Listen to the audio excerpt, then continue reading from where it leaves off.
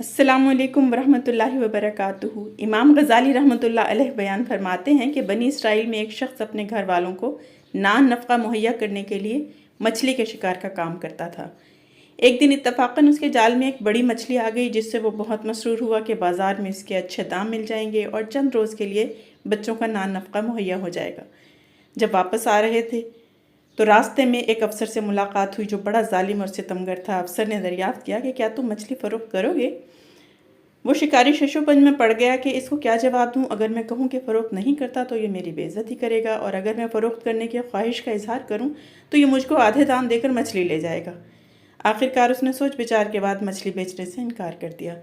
जालिम अफसर ने शिकारी को बुरी तरह और बेदर्दी से पीटना शुरू कर दिया और मछली छीन कर ले गया। उस शिकारी ने बारगाह इलाही में फरियाद पेश की कि ए इलाही, आपने मुझे नातमा और नादार पैदा किया है और इसको ताकतवर। या इलाही, मैं क़यामत तक इंतज़ार नहीं कर सकता, लिहाजा मेरा इंतकाम इसी दुनिया में इससे ले लिया जाए।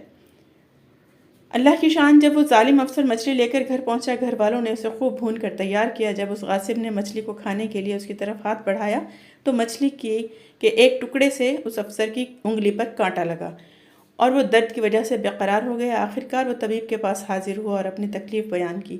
तबीब ने मुआयना करने के बाद कहा कि इस उंगली को काटना पड़ेगा, वरना यह दर्द हाथ की तरफ मुंतकिल हो जाएगा।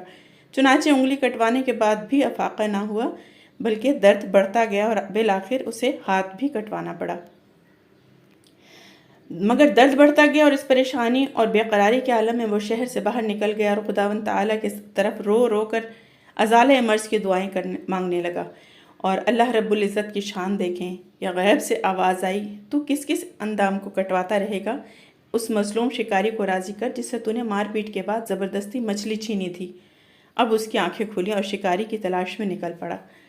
चुनांचे मुलाकात के वक्त उसके कदमों में गिर कर मुआफ़ी मांगने लगा और साथ ही कुछ नजराना भी पेश किया।